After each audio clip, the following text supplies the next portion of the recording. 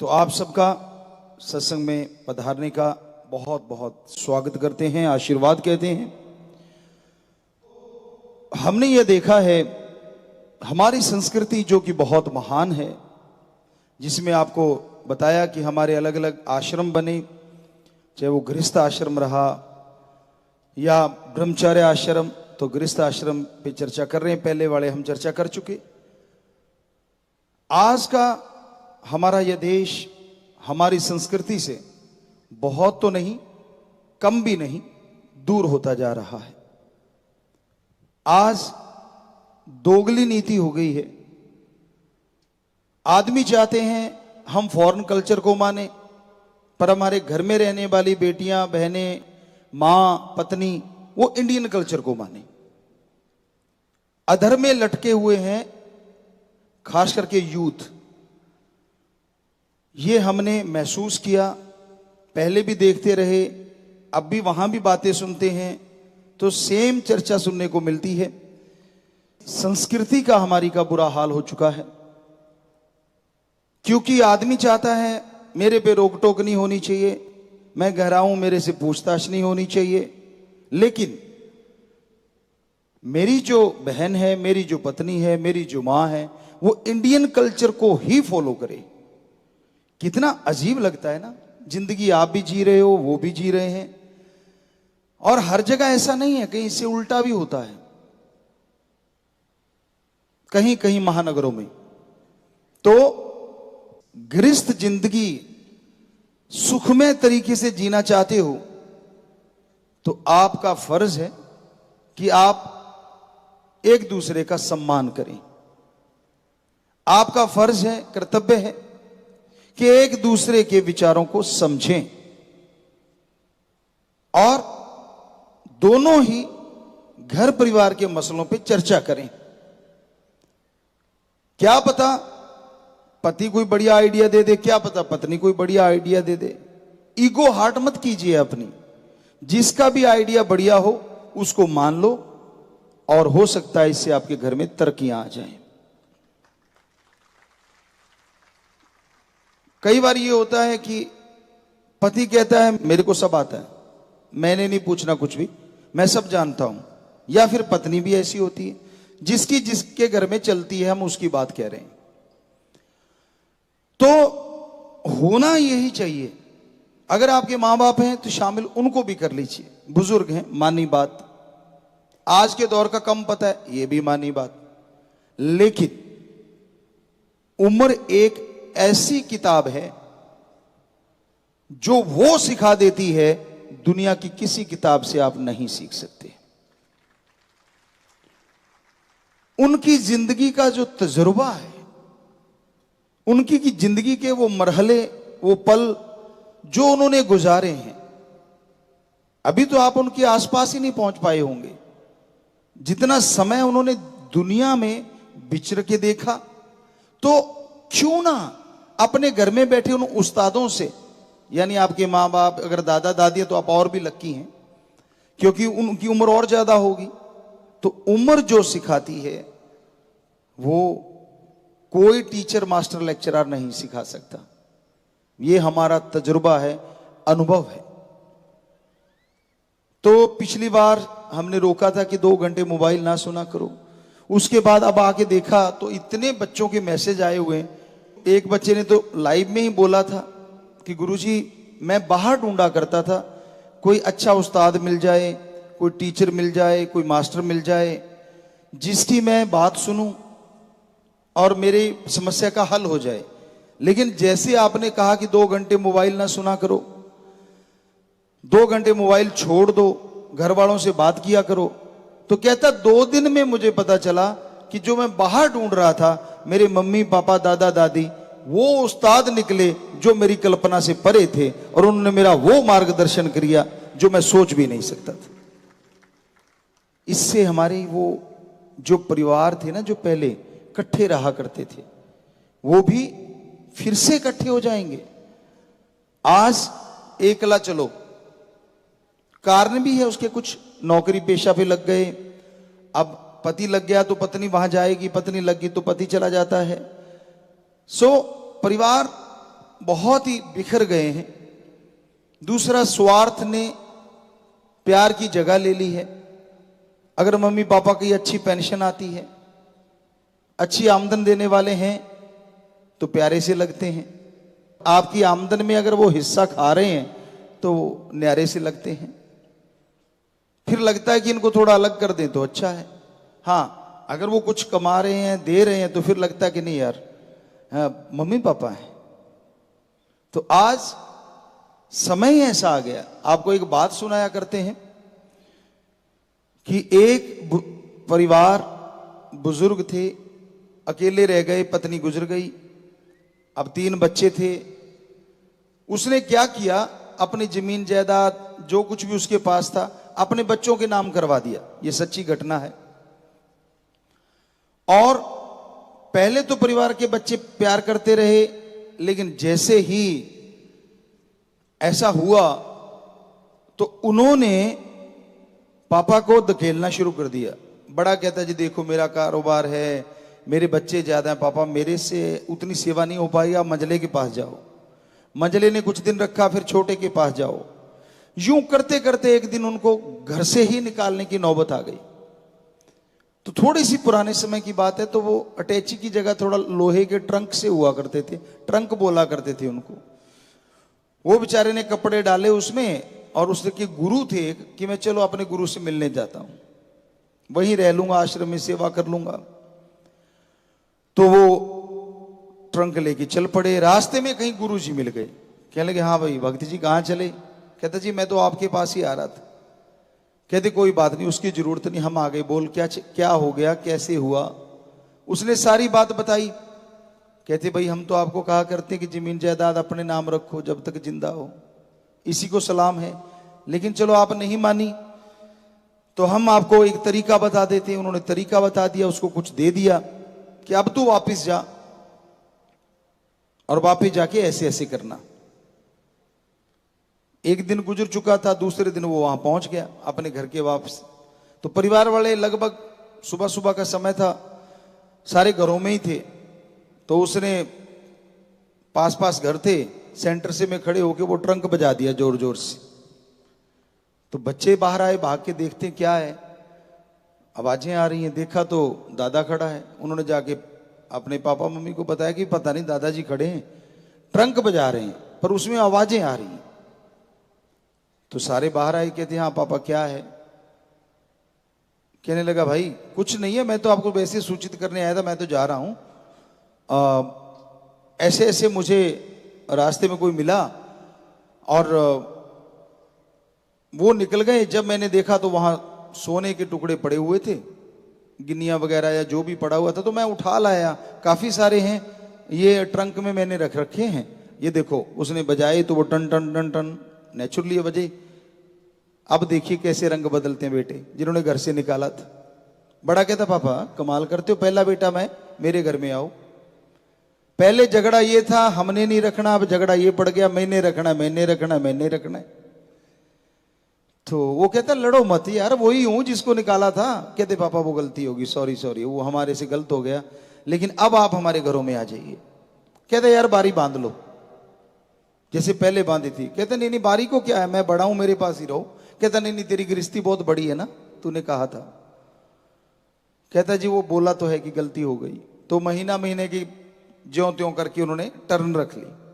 महीना वो रखे, महीना वो रखे, महीना वो रखे। अब महीने में बुजुर्ग की सेवा ऐसी हो जैसे कोई बटेऊ की होती है। घर में दामाद आ जाता है ना ताजा ताजा, बाद में बासा सा हो जाता है। ताजा ताजा दामाद आता है तो बड़ी सेवा होती है, सारे आके पूछते हैं, बैठते को नया नया सा लगता है। तो उस तरह से बुजुर्ग की सेवा होनी शुरू हो गई। तो बुजुर्ग का तो रंग लाल होने लग गया, बड़ा खुश। लेकिन गुरु ने कहा था ये ट्रंक ताला लगा के सिराने रखना, इसकी चाबी। कहता जी फिक्र ना करो, नाड़े से बांध रखी है। कहते नहाने जाए तो भी कहता जी फिक्र ना करो, साथ ही लेके जाऊंगा। अब वो ट्रंक को सिराना लगा रखा और वो सो जाया करे, वो आया करें देखने कमरे में भी ट्रंक कहाँ है। ट्रंक तो वो बापू के कहते सिर के नीचे है। कहते यार बड़ा खड़ूस है। नहाने गया, पानी पूनी डाल दिया, वो नहाने चला गया, देखा ट्रंक, देखते हैं, देखा ट्रंक है नहीं, कहते बापू तो साथ ही ले जाता है। कहते बड़ा खड़ूस है। महीना हो गया जी, 2 महीने 6 महीने, तो ट्रंक उसने हाथ नहीं लगाने दिया किसी को। समय अब वो भी आ गया जो सब पे आना है और आता है। इस दुनिया से विदा लेने की, रुखसत लेने का समय आ गया, तो बुजुर्ग ने सब परिवार को बुला लिया कि भाई आ जाओ, मैं तो जा रहा हूं। क्योंकि जो राम नाम को मानने वाले हैं, हमारे पवित्र वेदों में भी लिखा है और हमने तजुर्बे में भी बहुत देखा है कि उनको पहले आभास हो ही जाता है, किसी को 7 दिन, किसी को महीना, किसी को 2 महीने, की मैंने इस दुनिया से जाना है। यहां भी हमने लाखों अपने बच्चों को देखा ऐसे। तो उसने बुलाया और सबको बिठा लिया कि भाई मैं जाऊंगा कल को, हो सकता है शाम की गाड़ी हो जाए, इस दुनिया से जाना है। तो मेरे पास जो सामान है, मैंने सोचा। कहते हाँ हाँ, कहते पापा उसका हमें कोई लालच नहीं, पर सेवा किसने ज्यादा की ये बताओ। कहता बेटा किसकी कम बताऊं, आप देख नहीं रहे मेरा चेहरा लाल है और कितना वजन बढ़ गया है। सेवा तो आप तीनों ने बढ़ चढ़ के की। अब बहुएं आ गई, बापूजी मैंने ज्यादा की, दूसरी कही मैंने ज्यादा की, जो गाड़ियां दिया करती थी। वो सबको देखा, हंस दिया और नाड़े से चाबी निकल गई थी। अच्छा यहां रखता था, तभी तो चाबी नहीं मिली। वो चाबी खोली, क्यों पुराने बुजुर्ग जानते हैं, जो बहुत ही पुराने होंगे, वो नाड़े से ही बांध के रखते थे, उससे बढ़िया कोई तरीका भी नहीं था। पॉकेट भी गजब की थी। तो वो चाबी खोली, सारों की सांस धक धक धक धक, भी होगा क्या। कहता घबराओ मत, मैं नाइंसाफी नहीं करूंगा सबके साथ। ताला खोला, सबकी निगाह ताले में, बापू में किसकी निगाह। ताला कड़क करके खुला, ध्यान उधर, कब खोलेंगे कुंडा। कहते हाँ भाई ठीक हो ना। कहते जी हाँ जी हाँ जी हाँ जी हाँ जी, कि भी जल्दी खोल मतलब। तो उन्होंने वो खोला। अब दूर खड़े बैठे थे थोड़े, बहुत उचक उचक के देखे भी अंदर क्या है, देखिए क्या ऊपर कपड़ा है। कहने लगा बेटा सेवा आपने मेरी नहीं की। कहते क्यों पापा, इतनी सेवा आपकी की है। कहते ना ना, सेवा आपने फिर से ट्रंक बंद करके खड़का के इसकी की है। कहते चुप हो गए, अब बात तो सच्ची है। उसने कपड़ा उठाया, अंदर पत्थर भरे हुए थे। कहता लो बेटा, कितने कितने कितने लेने, और उठा के अपने अपने सिरों पे मार लो।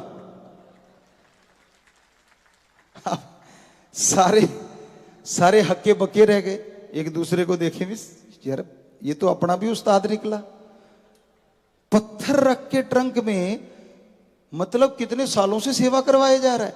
कहता बेटा ये पत्थर आपके दिमाग पे मारने के लिए है, ताकि आपको अकल आ जाए। अरे जो चीज आज आपके पास है मैंने ही कमाई थी, घर परिवार मैंने ही तो बना के दिए थे, वो आपको नजर नहीं आए, लेकिन इन पत्थरों की वजह से आपने मेरी सेवा की। आपको बापू नहीं, आपको पैसा प्यारा है। तो यकीन मानो ये हकीकत है। आप गृहस्थ जिंदगी में रह रहे हैं, इतने भी आशिक मत हो जाओ बच्चों पे कि भाई सारा कुछ ही जीते जी लुटा बैठो और खाली हाथ होते ही बेटा वृद्ध आश्रम तैयार है। आजकल थोड़ी सी जगह भी बन गई, पहले होती नहीं थी। तो गृहस्थ जिंदगी में तालमेल बिठाना जरूरी है। बुजुर्गों को चाहिए, जब आपकी उम्र गृहस्थ जिंदगी से आगे वाली संन्यास आश्रम वाली हो जाती है, तो आप संन्यास क्यों नहीं लेते। बच्चे कमाने लग गए, खेती बाड़ी संभालने लग गए, सारा कुछ उन्होंने कारोबार संभाल लिया, फिर भी टांग अड़ाओगे। नहीं नहीं, ऐसे नहीं, ऐसे कर। आप आराम से कहो बेटा तू संभाल, मेरे को जिंदगी का तजर्बा है, तेरे को अगर चाहिए तो मेरे से कोई राय ले लेना, नहीं तो बेटा तू जाने तेरा काम जाने, और आप राम नाम गाइए। ये कहते हैं पवित्र वेद की। उस टाइम ये होता है कि आप राम नाम गाएं। और फिर लास्ट में वानप्रस्थ होता था, वन में जाइए और वहां जाके पूरा टाइम जो मिलता है वो भगवान को ही समर्पित कर दीजिए या समाज सेवा को समर्पित कर दीजिए। लेकिन आज तो गृहस्थ जिंदगी ही चल रही है शुरू से, क्योंकि ब्रह्मचर्य भी नहीं रहा और वानप्रस्थ या संन्यास का तो कोई मतलब ही नहीं है। सीधा गृहस्थ जिंदगी शुरू हो जाती है और बस दे दनादन, पीछा ही नहीं छोड़ते। तो इसलिए घरों में झगड़े होते हैं, इसलिए घरों में परेशानियां आती हैं, मुश्किलें आती हैं। तो आप गृहस्थ जिंदगी में रहते हुए तालमेल बिठा के रखें। बच्चे बिगड़ रहे हैं, उसका कारण कहीं ना कहीं आप भी होते हैं। कल भी हमने बोला था, जो आप बच्चों को समय नहीं देते। आपका समय बिजनेस के लिए, आपका समय यार दोस्त मित्रों के लिए होता है, आपका समय गपशप मारने के लिए होता है, एंजॉय के लिए होता है। तो थोड़ा सा समय बच्चों के लिए क्यों नहीं? उनको अच्छे संस्कार दो। आपका समय उनको यह कहने के लिए होता है कि भाई अच्छे नंबर ना आए तो मेरी नाक ना कटवा देना, पर क्या कभी आपके पास ये समय होता है कि उनको फॉलो करो? टीचरों से पूछते रहो 5वें 7वें दूसरे दिन कि भाई मेरा बेटा कैसा चल रहा है, स्कूल में आता है कि नहीं आता, कॉलेज में आता है कि नहीं आता, क्या वो स्टडी सही कर रहा है, कहीं संग सोबत बुरा तो नहीं उसका?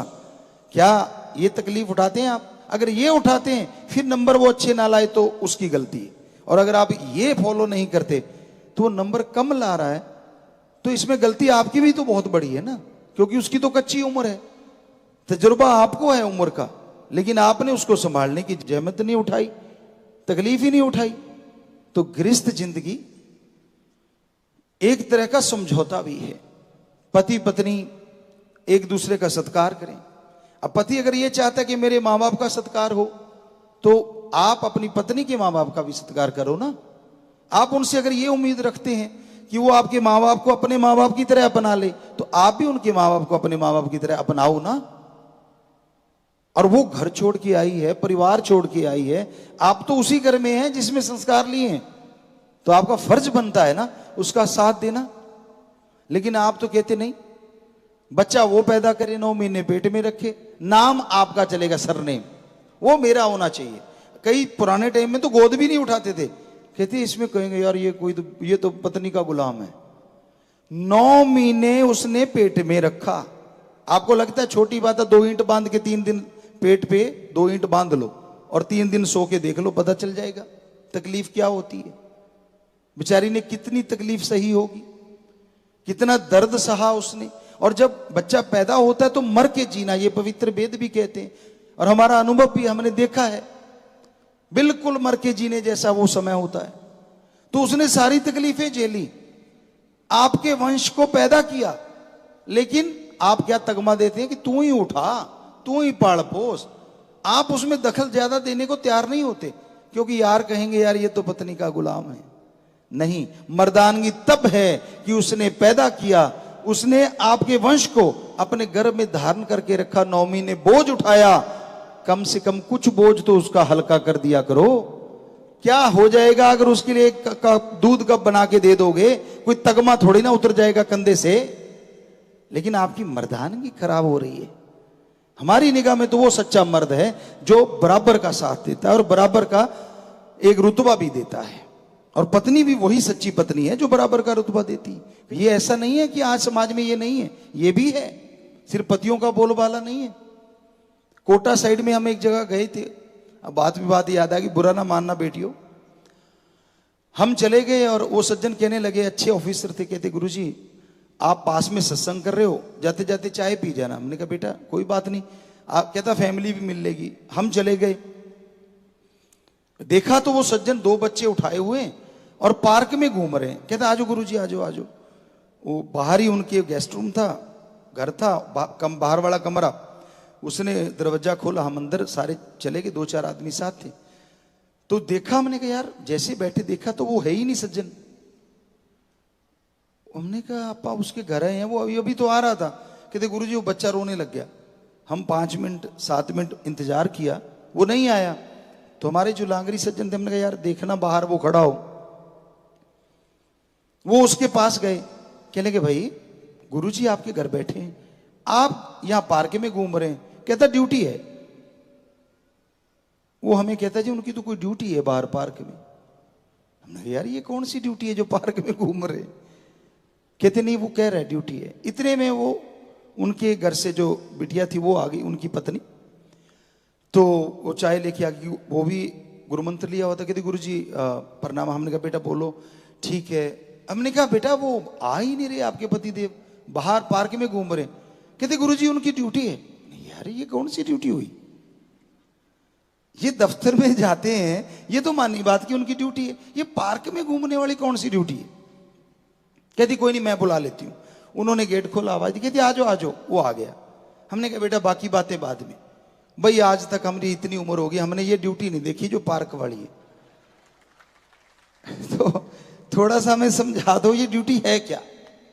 कहती गुरुजी, उसने इधर उधर देखा, ज्यादा लोग तो नहीं, ज्यादा नहीं थे क्योंकि 1-2 जने ही थे। कहने गुरुजी मैंने ही कहा था कि भाई ये बच्चे आपने संभालने और बाहर रहना है जब तक मैं कहूं ना, तो बच्चों की ड्यूटी आपकी है। तो हमने कहा हम तो घर आ गए थे। कहते गुरुजी इन्होंने कहा नहीं ना आने को, जब तक ये कहेंगे नहीं मेरी ड्यूटी तो चल रही है। हमने कहा वाह बेटा, वो बिटिया को कहा बेटा तेरी ड्यूटी बड़ी सख्त है, बड़ी तगड़ी बॉस है तू तो, इतने तो दफ्तर में नहीं होते। कहते नहीं गुरुजी ऐसे ठीक ही भी नहीं आते, धीरे से बोलिए। तो बेटा बेटियों आप भी ऐसा ना किया करो अगर किसी का ऐसा है, और बेटों को तो कह ही चुके हैं कि नहीं करना चाहिए, बराबर का आप हिस्सेदार मानिए। क्योंकि हमारे धर्मों में अर्धांगनी ऐसे नहीं बोला गया, हिंदू धर्म में उसके मायने संपूर्ण तब होते हैं जब दोनों आप हैं इकट्ठे मिलके चलते हैं। यकीन मानिए वो अगर स्वर्ग से बढ़िया होता है जब दोनों एक दूसरे का सम्मान करते हैं, दोनों एक दूसरे की इज्जत करते हैं, उस घर में स्वर्ग से बढ़ के नजारे होते हैं। और पवित्र वेदों में भी तो बहुत बड़ा अनुभव है संतों का, तभी तो उसमें बताया गया है, और हमने अपना अनुभव आपको बताया। तो ये हकीकत है, घर गृहस्थ में आप रहें तो एक दूसरे का सम्मान। और दूसरी एक बड़ी बात जिसके लिए आज बहुत से तलाक हो रहे हैं, यूथ में खास करके झगड़े हो रहे हैं, एक दूसरे पे यकीन ना करना। शक एक ऐसी बुरी बला है जो जला के राख कर देती है। रिश्ते भी आपने ही बनाए होते हैं आज के बच्चों में, तो कौन सी मैरिज, शायद लव मैरिज बोलते हैं, वो तो फिर किसी का तो उसमें दखल ही नहीं, आपने ही तो बनाए थे ना वो। और फिर शक भी करना शुरू कर देते हैं, क्या आपको उसका पता नहीं था कि भाई ये इस फितरत का मालिक है या इस फितरत की मालकिन है? तो फिर दृढ़ यकीन तो रखना पड़ेगा ना, बिना वजह शक। वो कहीं से जाया बेचारा, दफ्तर में बैठा है, वो अपना कंप्यूटर चला रहा है, आजकल बाल झड़ रहे हैं, किसी का बाल झड़ के उसके ऊपर आके गिर गया, घर में आया वो ही पकड़ लिया, ये देखो ये क्या है, मर गया बेचारा, कहां से बताए कि उसके बाल झड़ रहे हैं। हो सकता है वो सच भी हो, हम नहीं कहते, हम तो अपना एक अनुभव बता रहे हैं कि ऐसा हमारे सामने केसेस आते हैं, बच्चे लड़ते हैं आपस में। अब पार्टी है, कई बार दफ्तरों में हो जाती है, डांस वगैरह हो रहा है, तो उसमें कहीं ना कहीं कुछ लग गया कपड़े पे, तो गड़बड़ हो गई। तो थोड़ा सा जब गृहस्थ जिंदगी में अगर आप अच्छी जिंदगी जीना चाहते हो, यकीन रखना भी सीखो। क्योंकि यकीन अगर है तो घर में सुख शांति चलती है और प्यार मोहब्बत की बरसात होती रहती है। यकीन डगमगाया नहीं। और फिर आज के बच्चों का तो हमें यह नहीं पता चलता, इनके रिश्ते जुड़ते हैं तो पार्टी, टूटते हैं तो पार्टी। ये किसी धर्म में नहीं है और ना हमारे कल्चर में है, ये बाहर का कल्चर आ गया शायद। आजा मेरा ब्रेकअप हुआ, शायद ब्रेकअप ही नाम लेते हैं, आजो आजो आज मेरा ब्रेकअप हुआ, ऐसे लगता बारात जाना हो। क्योंकि हमारे टाइम में तो बारात के टाइम शगन मनाते थे ऐसा, आज वाले ब्रेकअप का शगन मनाते, आजो आजो आजो। अरे दिल्ली की संस्कृति को बनाए बैठे हो और करोड़ों की संस्कृति जो हमारी भारतीय है उसको छोड़े बैठे हो यार, कमाल करे जा रहे हो। हमारी संस्कृति तो बनाती है कि जब रिश्ता जुड़ता है वो होती है खुशी की बात, टूटता पहले तो टूटता ही नहीं था। हमें यहां तक याद आता है, बाकी हो सकता है कि हिंदू धर्म में तो तलाक की कोई जगह ही नहीं है, यहां तक हमने पढ़ा। हो सकता है कोई चैप्टर छूट गया हो सकता है कहीं ऐसा लिखा हो, पर हमें लिखा मिला नहीं। तो हमारे तो ये था ही नहीं। क्यों? क्योंकि हमारे तो एक दूसरे पे यकीन करना अर्धांगनी है आपकी, तो मतलब बराबर की हकदार हैं आप एक दूसरे के लिए। सम्मान कीजिए, एक दूसरे की भावनाओं का सत्कार कीजिए, वहीं सुख होता है।